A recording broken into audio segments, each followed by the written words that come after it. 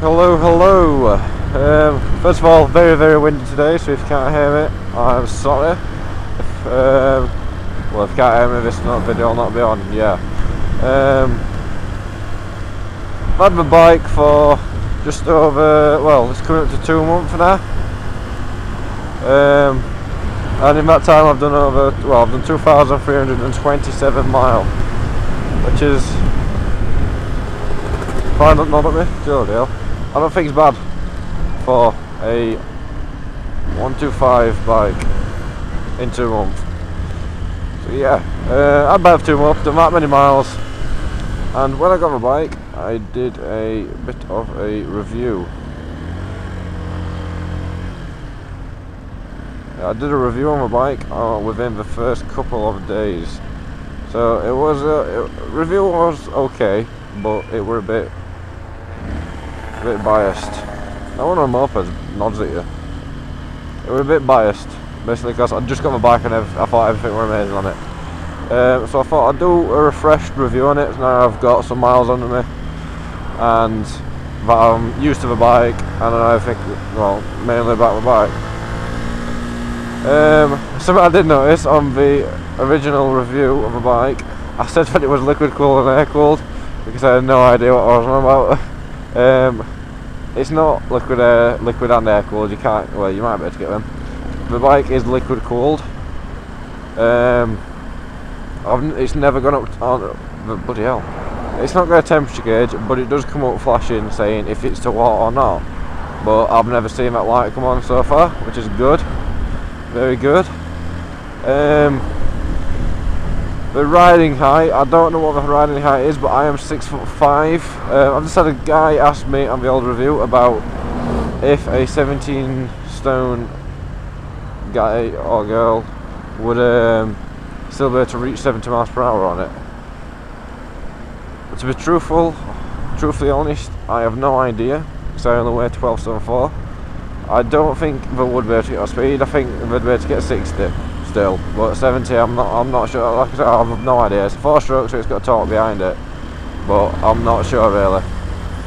I'm 6'4" and I can flat foot my bike, but if I stand up properly on my bike, my bum, arse, whatever, is still on the seat. So with straight legs, my ass is still on the seat. So it's pretty good height. So it's suitable for a tall person. I'd say that if you were about 5'8", you'd still be able to ride it, but any smaller than that, it'd be a bit of a push.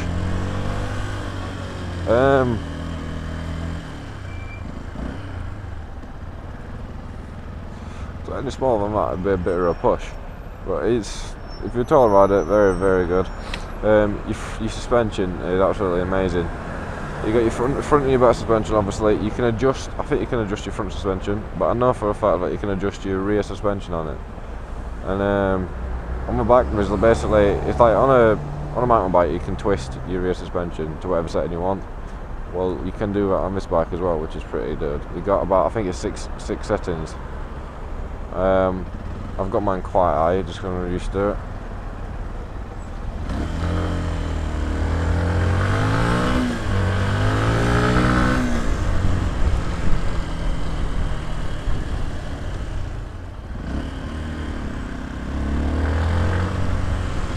I've got mine quite high.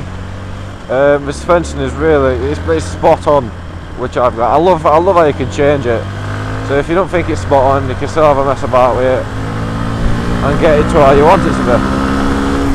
But the setting I've got it on, I'm not sure which point it is on, but it's spot on for bumps and roads. I mean, I use this bike for commuting, but I also use it for off-road and having fun on, and I don't change the suspension whatsoever. It's bang on. So yeah, my suspension covered and the riding height and stuff. The gears are spot on. You got 1 down and 5 up, so it's basically got 6 gears, and you can do your quick shifting and your cluster shifting easy as anything with it. I've got a white van behind me. If you're wondering how I know that, it's because I'm looking at a reflection of that car. So yeah, gears are good, very smooth gears. It's got a lot of torque behind it. I think it's 39 2-foot back. I'm not sure how many it's got on the front, but the torque is very good on the bike. It's got a lot of pull.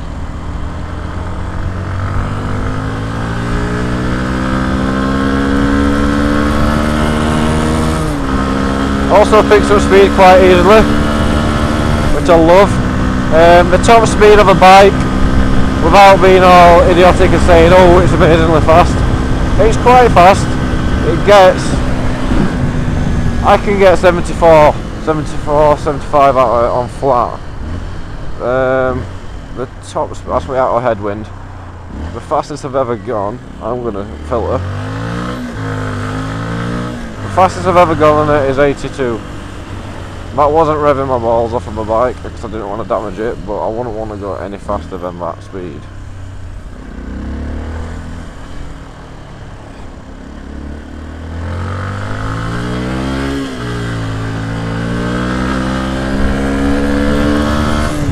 So yeah, 82 miles per hour is top speed, but that was down a hill. On a flat, you're realistically talking 70, 72. It can wheelie. It wheelies in first gear. You can get quick. You can wheel it in first gear, and you keep going. You can get into fourth gear. I've got into fourth gear, and that is the highest I've gone up to.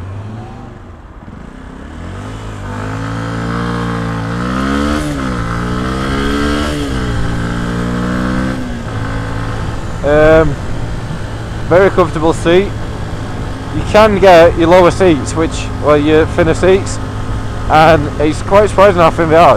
I think it lowers it by about 22 centimetres. Another supermoto rider here.